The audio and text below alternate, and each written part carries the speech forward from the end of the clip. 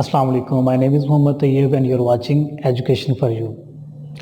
आज हम करेंगे जी चैप्टर नंबर 1 क्लास 9th के एमसीक्यूज़।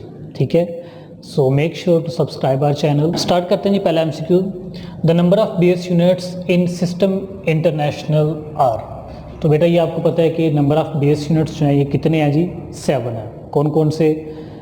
किलोग्राम, ठीक है, सेकंड हो गया जी टाइम के लिए, मैस के लिए किलोग्राम हो गया, लेंथ के लिए मीटर हो गया, करंट के लिए एम्पेयर हो गया। तो ये पूरा एक टेबल बना हुआ है 7 बेस यूनिट्स का, जो कि एसआई यूनिट्स कहलाती हैं। तो इनको हम 7 कहेंगे, ये एक फैक्ट है जी। ओके, सेकंड एमसीक्यू है which one of the following is not a derived unit. ठीक है, इनमें से कहते हैं कौन सी डिराइव्ड यूनिट नहीं है। तो आप इसको दो तरीके से कर सकते हैं। पहला तो ये कि आपको पता है कि किलोग्राम जो है ये एक सिस्टम इंटरनेशनल यूनिट है और ये बेस यूनिट है। ठीक है, ये बेस क्वांटिटी जो मैस है उसकी यूनिट है।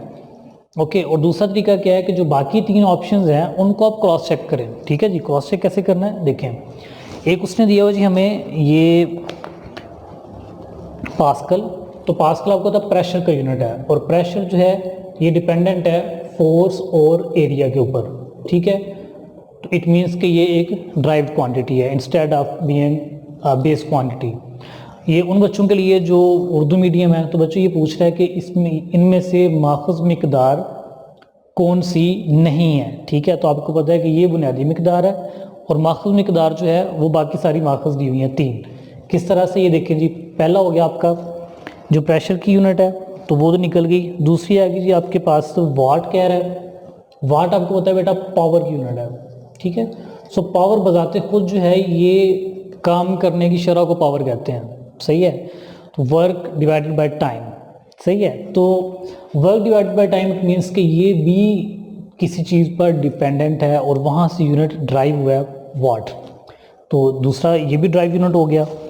थर्ड वन है जी हमारे पास जो बता रहा है न्यूटन। तो न्यूटन बेटा जी ये किलोग्राम जो फोर्स है, फोर्स का यूनिट होता है न्यूटन। और फोर्स आपको पता है कि ये खुद भी ड्राइव्ड होती है बेस क्वांटिटीज से। ओके, सो इनमें से कोई भी बाकी ऑप्शन ठीक नहीं है, kilogram is the right option. Okay जी, थर्ड एमसीक्यू देखें। तो amount of a substance in terms of number is measured in. अच्छा जी, तो जो अमाउंट ऑफ सब्सटेंस है किसी भी चीज़ के अंदर, उसको मेजर किया जाता है अलग अलग। अगर तो आप उसका क्वांटिटेटिव मेजर करना चाहते हैं कि ये कितनी है, ठीक है, तो हम करते हैं किलोग्राम में जो स्टैंडर्ड यूनिट है, और इसका स्मॉल यूनिट भी समटाइम यूज़ होता है ग्राम वगैरह, लेकिन ये क्वांटिटेटिव मेजर के लिए होते हैं। ठीक है, अगर आप उसको in terms of number measure करना चाह रहे हैं, ठीक है, इन टर्म्स ऑफ नंबर, तो ये यूनिट होगा मोल। ओके जी, फोर्थ वन देखें। कहते हैं an interval of 200 microsecond is equivalent to. ये इसका आंसर हो गया जी 2 × 10⁴। ये कैसे आया ये देखते हैं जी। 200 माइक्रो सेकंड की बात हो रही है, तो माइक्रो आपको पता है 10⁻⁻6 को कहते हैं। ठीक है, तो अगर आप इसको साइंटिफिक नोटेशन में लेके जाएं तो 2 × 10⁻²।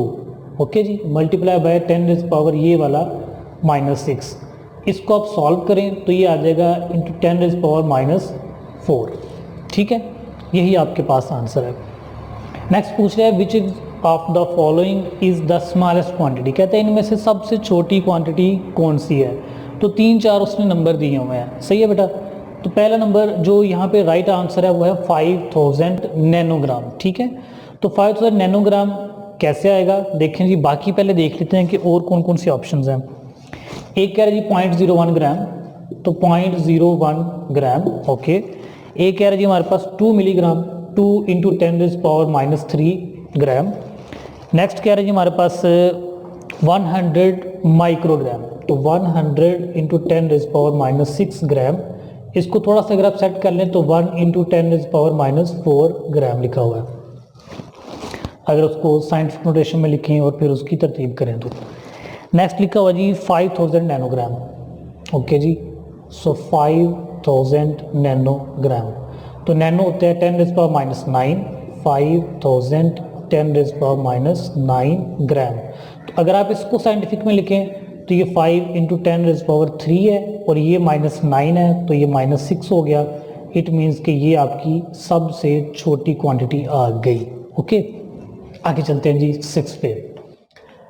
इसमें लिखा हुआ है जी कि कौन सा इंस्ट्रूमेंट जो है ये सबसे सूटेबल है to measure the internal diameter of a test tube. तो बच्चों आपने वर्नियर कैलिपर डेफिनेटली देखा होगा, उसको यूज़ भी किया होगा क्लास के अंदर। तो वर्नियर कैलिपर के पीछे ना एक वो रॉड लाइक स्ट्रक्चर निकलती है, जब हम उसके जॉज को ओपन करते हैं तो बैक साइड से एक स्ट्रक्चर निकलता है, ठीक है। उससे हम किसी भी चीज़ का जो इंटरनल वॉल्यूम है, सिलेंडर शेप का जो इंटरनल वॉल्यूम है वो फाइंड कर लेते हैं। इस तरह हम उसको इंसर्ट करते हैं और जो पीछे उसकी रीडिंग आती है वहाँ से हम फाइंड कर सकते हैं कि इसकी डेप्थ कितनी है, ओके। और उस हिसाब से फिर हम इसका वॉल्यूम निकालते हैं। तो vernier calliper is the most suitable instrument. इसमें एक ऑप्शन उसमें स्क्रू गेज की भी दी हुई है। स्क्रू गेज में इस तरह का कोई रॉड लाइक स्ट्रक्चर हमारे पास नहीं होता है, इसलिए हम उसको मेजर नहीं कर सकते उससे।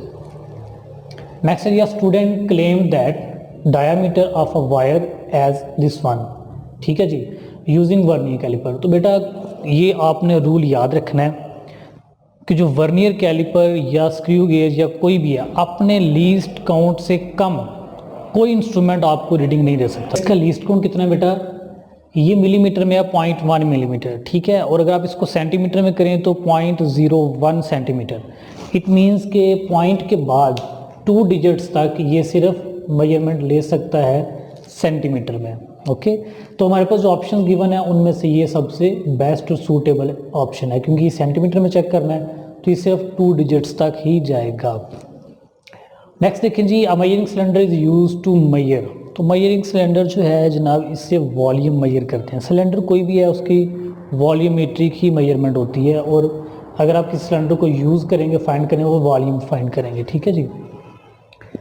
आगे वाला जो ये एमसीक्यू है ना 9th वाला, ये इस तरह के एमसीक्यू एग्जाम में ना होने के बराबर चांसेस होते हैं, क्योंकि ये काफ़ी लेंथी एमसीक्यू है।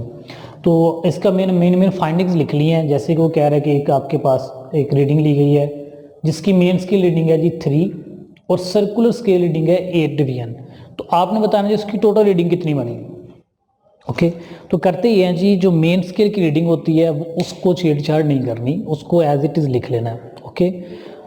वर्नियर कैलिपर की होगी तो उसकी रीडिंग लिख के वर्नियर के लीस्ट काउंट से मल्टीप्लाई करना है। और अगर स्क्रू गेज की होगी कैसे पता लगेगा, क्योंकि उसने कहा सर्कुलर स्केल रीडिंग, तो सर्कुलर स्केल स्क्रू गेज के अंदर होता है, ओके। वो है जी 8 डिवीजन्स।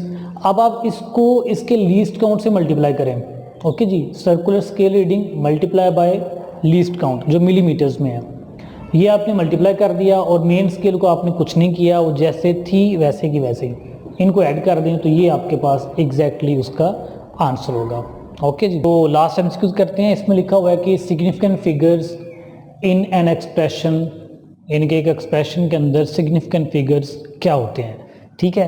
तो ये बिल्कुल सिंपल से उसकी डेफिनेशन है जो कि ऑप्शन नंबर सी के ऊपर उसने लिखी हुई है, ठीक है जी।